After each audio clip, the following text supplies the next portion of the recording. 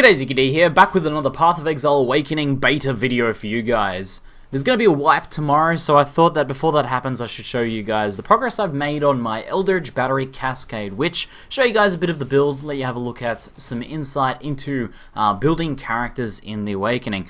The Awakening expansion pack is changing a whole host of stuff, like some of the more obvious big changes, like the changes to Eldritch Battery and Spell Shotgunning obviously have some huge implications to the game. There's also changes to things like mapping, there's changes to a lot of core skills, there's changes to just a whole host of different things. It really is an entirely new era for the game. There's a reason they're calling it 2.0.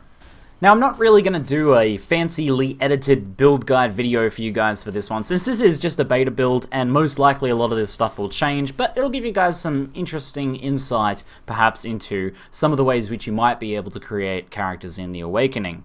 Now, when I originally set out to make this witch, I decided I wanted to test a bunch of things, so I tried to fit in a character that would be able to do a good job of testing most of those things. So I wanted to do a witch to test both the Eldritch Battery changes and the Spell Shotgunning changes. Those are the main ones that I wanted to focus on, because those are both really huge things for any sort of spellcaster build, and I'm sure a lot of you guys are curious to see how they affect the way we build our characters.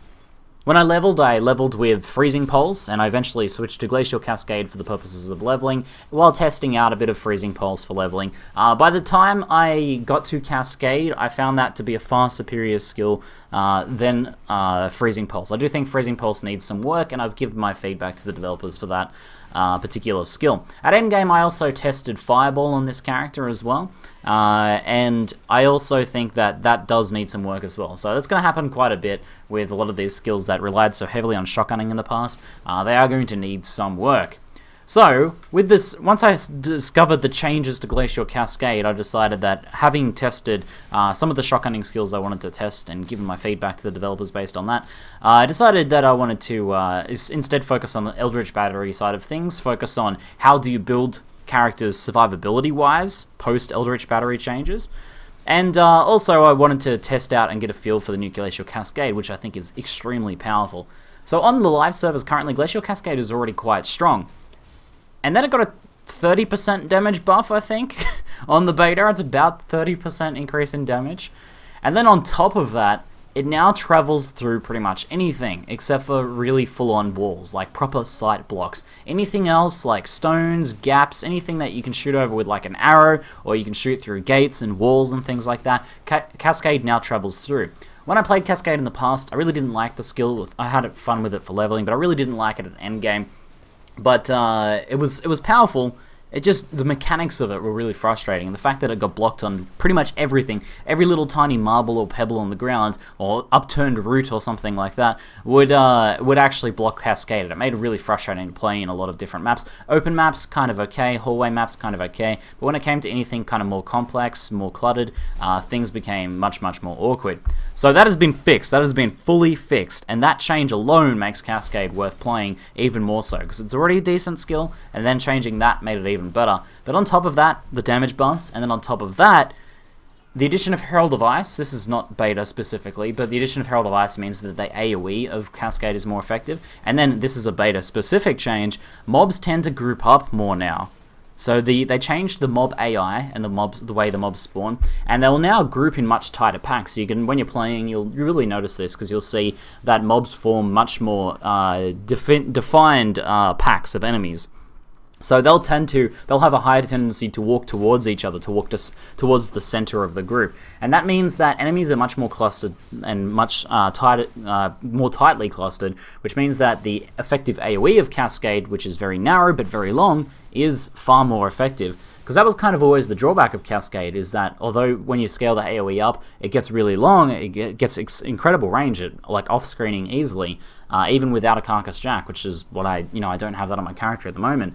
The width was never quite there, and you would have to kill every pack 3 times over, because you'd shoot once through the middle, then you have to shoot the left side of the pack, then you have to shoot the right side of the pack. That happens a lot less now, and the skill is just really good. If Cascade doesn't change anywhere else in the beta, it's going to be a very popular skill on live, and it's a lot of fun to play, and it is quite powerful.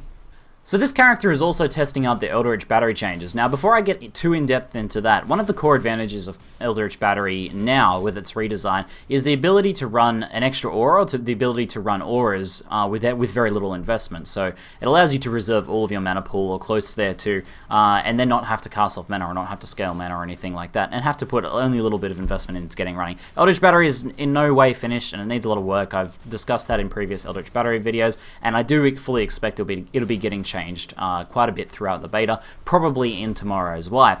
But that aside, with this sort of like Eldritch Battery characters, like how can I sort of take advantage of this? And this might not be the best way to take advantage of it, but I decided to create like almost a buzzsaw style Cascade. Cascade hits very quickly, and when you spell echo, it hits even quicker. You know, every time you cascade an enemy, the enemy is guaranteed to be hit twice, because that's kind of the mechanics of Cascade. It has a bunch of overlapping AoEs.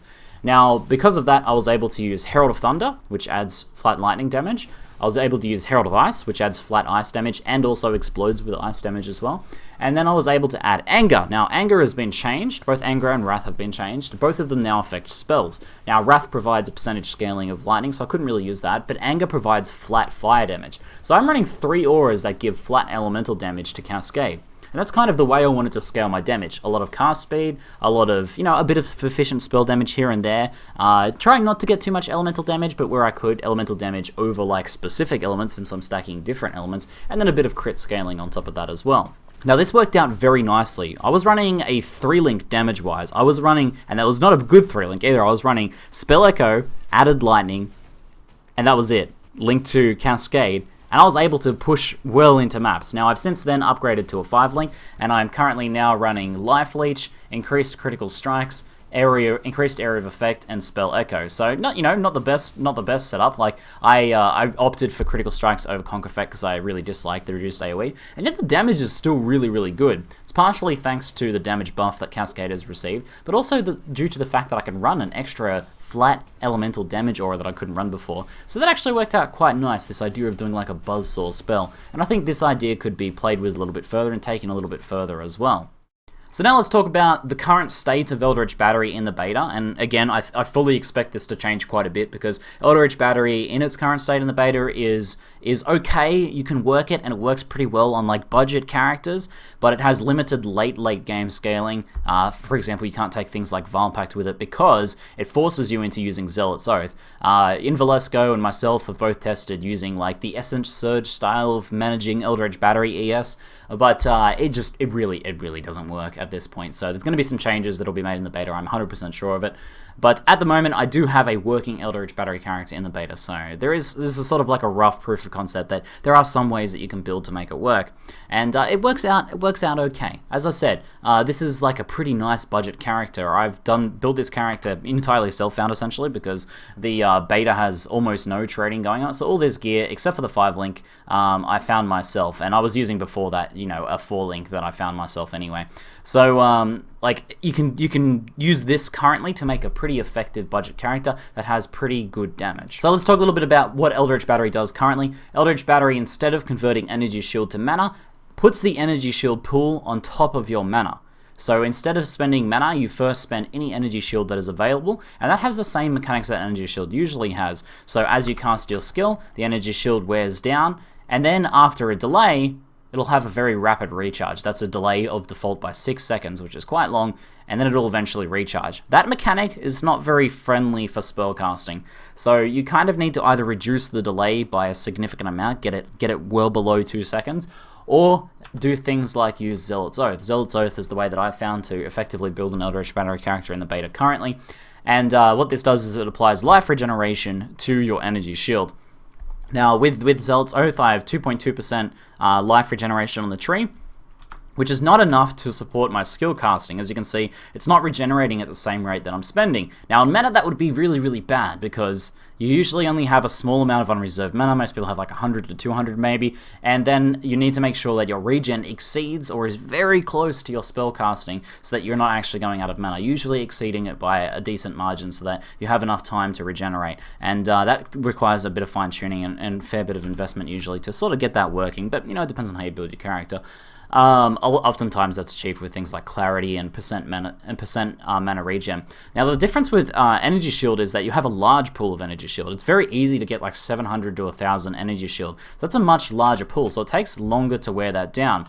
So if you're going for the energy shield recharge delay style, you should be able to get enough energy shield to be able to not run out while you're clearing, and then in between packs or in between little gaps that occasionally occur, your recharge takes effect. Currently that's not really working very well in the beta, so instead I've gone for this Zealot's Oath style. Now the regeneration takes away some of the burden, so that this kind of like gives me a little bit more longevity with my spell casting. But the actual main reason for taking Zealot's Oath is that Enduring Cry now grants life regeneration. It grants at level 18, 356 life regen per second for 0.75 seconds. So something like 300 life regeneration.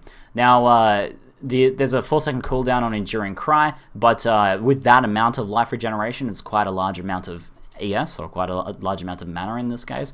It's more than enough to sustain my spells, and that means I'm also feeding myself constantly endurance charges, and I've kind of built my character around that as well, using a high level cast when damage taken Immortal Call setup.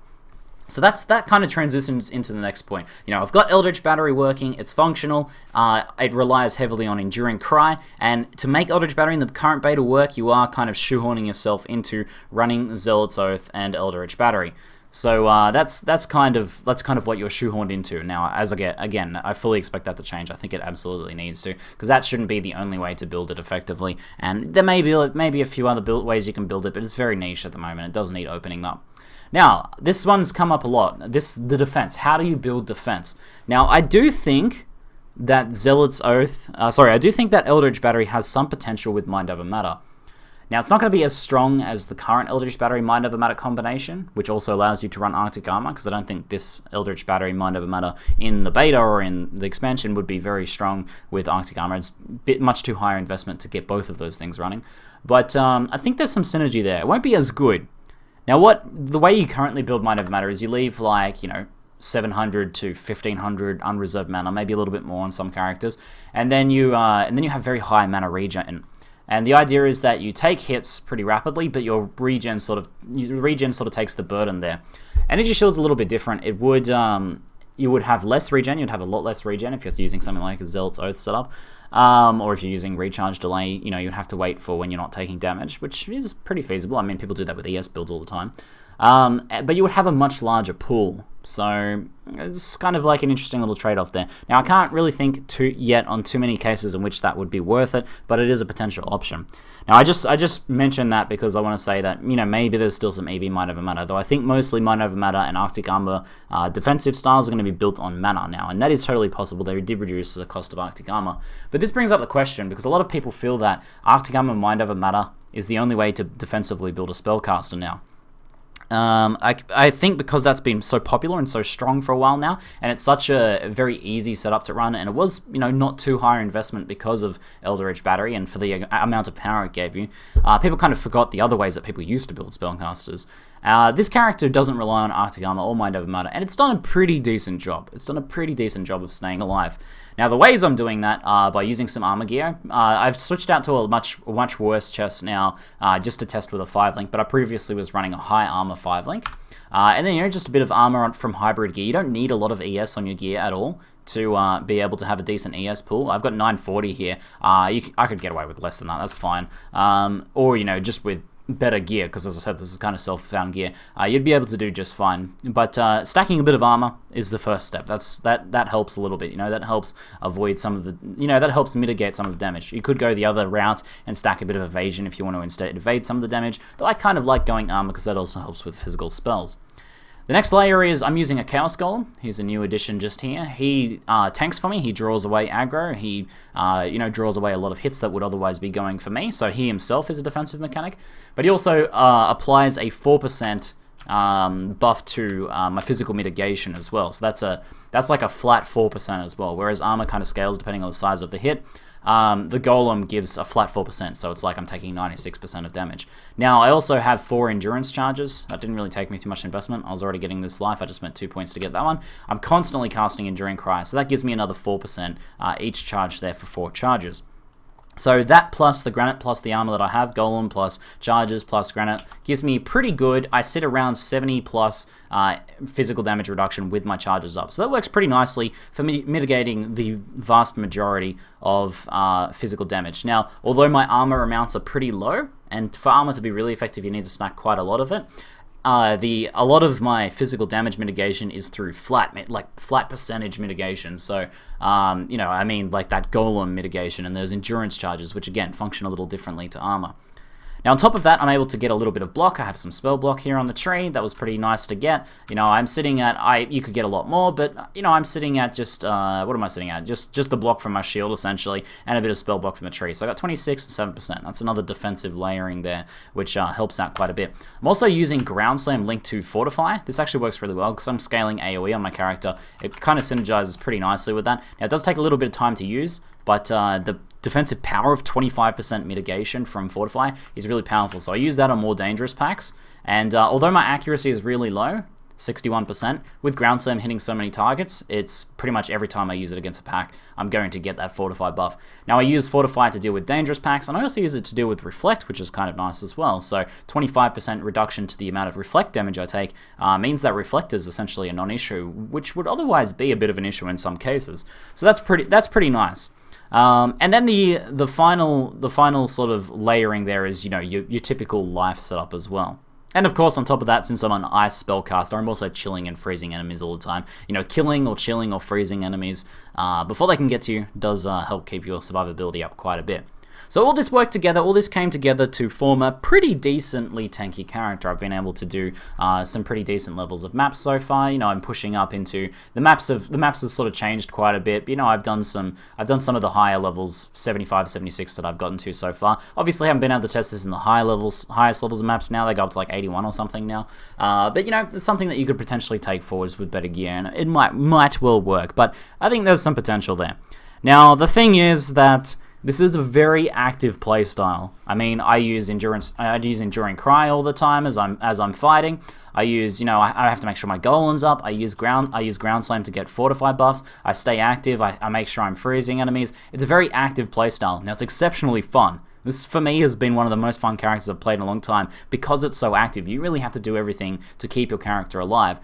Though that's not everyone's cup of tea. The Mind Over Matter Arctic Armor style very much keeps you alive. You don't have to do too much for it. It does all of the work for you in keeping you alive. This sort of character is much more active, and you keep it alive instead, with all of the different defensive mechanics that you have available to you. The good news is that you will still be able to build Arctic Armor Mind Over Matter based on mana. You might have to invest a little bit more than you had to without Eldritch Battery, but there is still that potential if you kind of want to go for your character looks after you, you know, the lazier defensive style, if instead of going for a more active one. So, you know, I just kind of wanted to show you that there are some other options out there for building a character, defensively speaking, and it can work out okay. So now, for you guys who are curious, I'll go quickly through my passive tree, what I've set up here, and I'll also go through my gear and links as well for you guys that are curious. So I started Witch, went through the cast speed, you know, trying to go for that Buzzsaw style, picking up the nice crit here, and the AoE for Cascade is fantastic, and of course the life over there.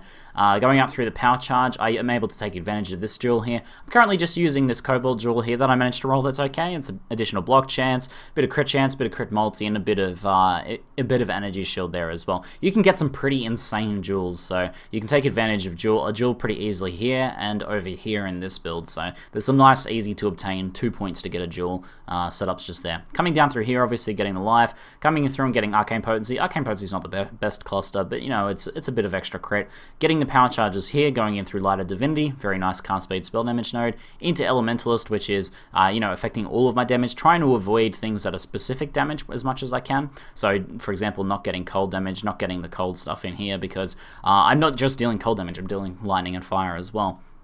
And then into Retribution down through here, and Sanctity and the life regen here to help support Zealot's Oath. Over here we got the life. This Devotion is now increased effective auras. You know, it doesn't really affect too much in this character, but it's good life. And the Endurance charge over there. And then of course we have Eldritch Battery. Down over this side we have some nice crit. the life and energy shield, we have the extra power charge over here, some crit, coming through freeze since my highest amount of damage is cold, and down into coordination as well for cast speed. Pretty basic tree. The passive tree hasn't changed too much just yet in the beta. Mostly they've just added some dual sockets and changed some keystones and things. It will be changing more throughout the beta though, so I wouldn't expect this tree, if you were going to rebuild this character, to stay exactly the same. And of course, there might be other options instead of going Eldritch Battery, Zealot's Oath in the future, if they do improve Eldritch Battery, which I'm fairly certain they will. So, I'm using one of the new Demon Scepters here. This damage penetrates 2% elemental resistances. Although I talked a lot about how Cascade is really quite good now, its biggest drawback is that cold penetration is not that worth it using with it. Now, if you're just going pure ice scaling, it can maybe be an okay choice, but I'm trying to stack a bunch of different elements. And that means that you don't really have any any elemental penetration. That means when you run up against a rare or something that has very high resistances, then they can take quite a long time to kill. So, you know, just getting the extra 2% on here was much more worth it to me than going for like a 20% scepter. And I am of course using a scepter so that I can use ground slam. If you wanted to use a dagger instead, you could probably use Reeve, though I don't think it would be as good as ground slam. In that scepter, I'm using Lightning Warp, I have Ground Slam, and Ground Slam is linked to Fortify. Pretty basic stuff.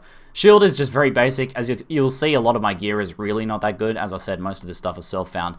Level 10, cast on damage taken, increased duration in Immortal Call. And I actually forgot to talk about this a bit when I was talking about my defensive mechanics.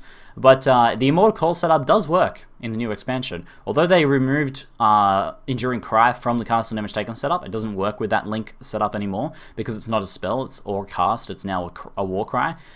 You have to be manually feeding yourself charges through something like Endurance Charge on Melee Stun, or, you know, the curse that feeds it to you, Warlord's Mark, or manually casting Enduring Cry. I choose to manually cast Enduring Cry, so I pretty much always have 4 charges up, and whenever this goes off, I get about 2.5 seconds of Immortal Call, which is actually really quite strong. So it's actually stronger than the old setups, but it's not as automated, so that's the trade-off there. In my helmet, I'm running Herald of Thunder, Assassin's Mark, Reduced Mana, and Curse on Hit, so I'm cursing enemies with Assassin Marks from the Lightning Strike of Herald of Thunder. Over here we have Herald of Ice, Enduring Cry, Anger, and Reduced Mana just there. And then I'm using Summon Chaos Golem, my new buddy here, with Minion Resistance, Minion Life, and Fortifies. So he also fortifies, and he's incredibly tanky. The only reason he ever dies is because he eventually gets worn down because he doesn't have any healing. So, but you know, all you have to do is recast him, and it's not a very long cooldown on recast. So he stays alive a lot of the time. He's pretty good. He's constantly feeding me that buff, and he does a really good job of tanking. I haven't explored the other golems yet. I don't think Ice Golem would be worth using. Flame Golem might be worth using for the damage buff, but Chaos Golem does an excellent job of tanking. In the main 5 link, I'm using Glacial Cascade, Life Leech, crit chance, increased AoE, and Spell Echo. I switch out sometimes crit chance for Conk Effect for bosses and stuff like that. Conk Effect is a much bigger damage boost. You can see, you know, 7k there, up to 10k. With charges, it's obviously a lot higher, but with you know, with the Conk Effect reduced AoE, I really don't like that for clearing maps. I kill most packs really quickly anyway. You know, rings are pretty standard fare. I mean, none of this stuff is really that good. Any bonus energy shield you can get is going to help your EB a little bit, but mostly you just want to go for those life and resist, the typical stuff, you know, any of the offensive stats that you typically want. And as long as you get like a little bit of ES across some of your gear, you're going to be fine for having Eldritch Battery. As I said, it's pretty easy to get like 700 plus ES, and as you scale into endgame, you're going to very easily, without trying, get 1000 energy shield, basically just by wearing armor ES or evasion ES gear. And you can even use some flat armor gear, like for example before I was using this and it was working just fine. So guys, not as fancy as my usual build guides in Path of Exile. Not really a build guide, but hopefully you guys found it interesting, an interesting look at the character I've been running in the beta. I am, of course, level 85 on this character, and in the past 5 days of the beta, I have, oh, that's the wrong one, /played. I have played for 3 days and 13 hours and 26 minutes. Probably could have reached a higher level if I had have just been, you know, trying to race and progress the character, but we did do a lot of different testing of different farming runs and different skills and stuff like that. But it's been an absolutely fun time. Thank you all of you guys for tuning in on the live stream and watching my beta content thus far. I look forward to testing some new stuff after the wipe, and I hope you guys are excited for that content as well. But that is it for now. I am ZiggyD, and thanks for watching.